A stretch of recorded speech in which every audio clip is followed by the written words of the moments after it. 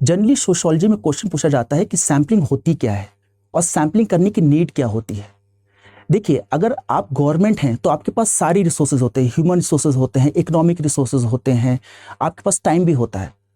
So suppose census की बात करें तो सेंसस में गवर्नमेंट अपने सारे ह्यूमन रिसोर्सेज को यूज करके हर एक हाउस होल्ड में जाकर डेटा कलेक्ट करती है, फिर उसको कंपाइल करके अपना डेटा प्रोड्यूस करते हैं। लेकिन अगर कोई रिसर्चर है तो रिसर्चर के पास इतनी कैपेबिलिटी नहीं होती है, ना ही उनके पास उतना ह्यूमन रिसोर्स होता है, ना ही उतना फंडिंग होती है, और प्लस उनको रिजल्ट भी एक टाइम बाउंड मैनर में देना होता है।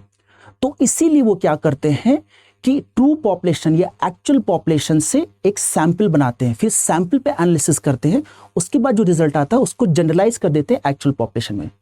फॉर एग्जाम्पल, सपोज रिसर्चर को पता लगाना है कि average income of middle class people in India की क्या है, तो फिर वो मिडिल क्लास को पहले डिफाइन कर लेते हैं कि मिडिल क्लास की एनुअल इनकम ये इस ब्रैकेट में होती है।